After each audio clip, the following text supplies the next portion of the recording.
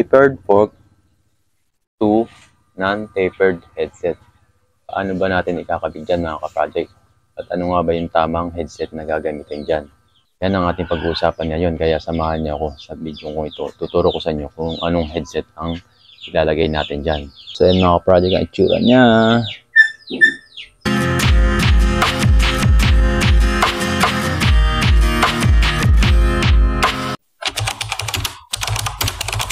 Good day mga ka-project! Welcome back to our channel.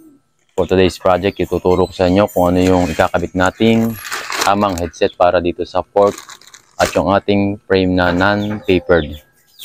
So yun, meron nang ginawa si CTTO na headset para dyan. Dahil dati wala talaga yan, mahirap makahanap, kaya ngayon madali na lang. So ito yun guys. Kung gusto nyo ng link na ito, ilalagay natin yan sa description at sa comment section para mas madali nyo na mahanap at di nyo na itanong. So ang itsura niyan guys, ito. Yung malaki niya, yung lagay lang ng bearing. Tapos yung pumapasok sa frame, sinlaki lang din yung nasa ibabaw na cup. Kaya yan, sakto siya sa non-tapered. Ito lang naman yung mga kasama niya. Tapos yung nasa ilalim nung sumasalo sa bearing, ito yung nilalagay dito sa fork. Yan. Bali kung sakali naman na meron ganito na headset nyo, tapos nagpalit kayo naman ng straight tube na fork. Bali, lalagyan nyo lang siya ng isa dito yung nasa gitna, yung bilog. Yung nabibili din kagaya ng tapered na headset. Yun lang ang magiging solusyon guys. Lagyan nyo lang nasa gitna at okay na rin yan, pasok na rin. Ganito lang. Tapos may kasama na siyang flower para sa kapag kagaya nito, bago itong fork. Tama-tama, may kasama na siyang, hindi na nyo na kailangan bumili pa ng bago. So, isasalpak nyo na lang yan dyan. Yun, samahan nyo akong magkabit nito. Tara, ikabit na natin. Let's go. Siyempre, bago natin maikabit yan, mas maganda kung tamang tools ang gagamitin natin dahil hindi na tayo kailangan magpukpok. Kaya ng dati nating sinaunang mga ginagawa na nung hindi pa nauuso yung mga ganitong tools. Ngayon, madali na dahil may mga ganito na. At yung link nito guys, lalagay din natin yan sa description or sa comment section para hindi nyo na hanapin pa. At gagamit lang tayo nitong isang tools na katala para dito pang ikot natin. Yan. So tara, ikabit na natin. Ito nga pala mga ka-project, paliwanag ko lang kung bakit nangyari ito yung gatong setup. Dahil kung halimbawa, kung non-tapered yung headset ng frame mo, dapat non-tapered na headset din ang bibili mo. Dito sa kaso nito, ang sinunod nung customer natin ay yung wheelset niya, dahil yung wheelset niya ay naka-true axle yung front hub niya. Kaya ang binili niyang fork is true axle din na bibihira naman yung mga non-tapered na fork na naka-true axle. Madalas yung mga tapered lang. So yan, kaya nangyari yung setup na to na kailangan niya maghanap ng headset na kakasya dito sa tapered at non-tapered na head tube. So yan guys, sa pagkakabit ng headset, ang ginagawa ko dyan, nilalagyan ko lang ng grasa dito, konting grasa sa papasukan ng ating cup. Tapos, unahin natin ikabit muna yung nasa ibabaw. Isa-isa lang ang kabit. Dahil kung minsan, pag sinasabay, may tumatagilid, kaya naisip ko, unahin na lang muna yung isang side. So, ibablagay ko muna na sa ibabaw. Yan. Sa mga hindi nga pala nakakalam ng sukat ng non-tapered na mga headset ay 44mm yan guys. Parehas yung itaas at ilalim. Parehas silang 44. Meron din naman ang head tube na 34 kaya mas maigi check nyo muna yung inyong yung frame nyo kung ano yung sukat ng head tube. Ayan, kapag sakto na, kunin natin yung katala. Entrahan lang natin sa ilalim at iikot natin dito sa ibabaw. Ito.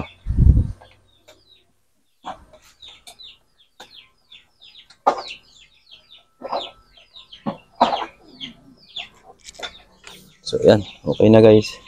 Kagandaan ng press fit na to, hindi na kayo mahirapan magbukpok. Dahil sa pukpok talagang merong mga headset na ang hirap ikabit. Kaya maganda yung meron na kayong ganito. Dahil ngayon naman, mura na to yung ganito. Less than 400. So yun, kataas na si babaw, ito naman na sa ilalim ang lagyan natin.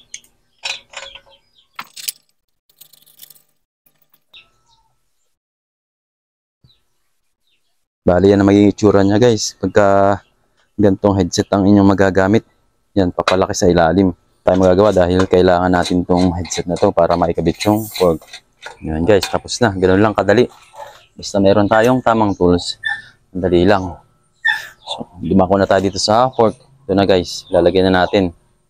Ito nga palang fork na to ay SR Santur coil type. Dito ilagay lang natin yung malaki na nasa ilalim. Sabagay, isa lang naman talaga ang kasama nito guys. Dahil pang tapered lang talaga siya. Gaya na iba na merong dalawa sila dati. Bawat headset no, may mga kasamang extra na lagay sa gitna. Tapos, lagay lang natin sa ilalim ng grasa.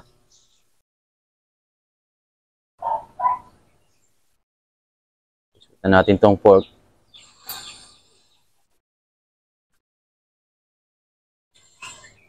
Medyo may kabigatan lang yung ganitong fork dahil spring type pa siya guys.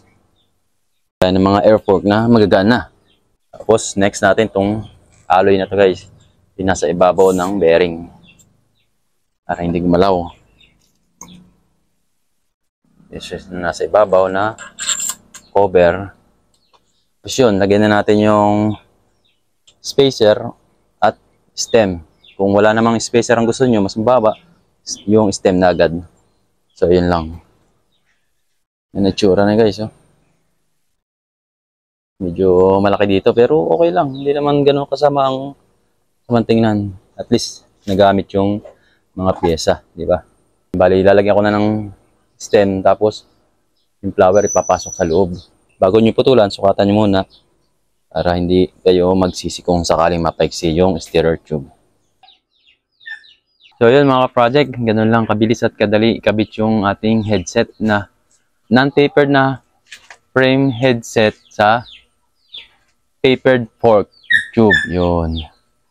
So yan yung itsura niya guys. Kaya kung sakaling magka-problema din kayo sa inyong mga pyesa sa fork, yan, meron namang solusyon na ngayon dahil nakagawa na si CTTO ng mga headset. So yun, maraming salamat sa mga patuloy na nanonood at sumusuporta sa aming channel. Sana huwag kayong magsasawa at sana patuloy nyo kaming suportahan. And please don't skip ads guys. At kung bago ka pa lang sa channel kong ito, please like and subscribe na rin at hit na rin ang notification bell para updated kayo sa mga susunod pa naming videos. Maraming salamat mga project. Hanggang sa muli. Paalam! Please like and subscribe. Like, say. Yeah.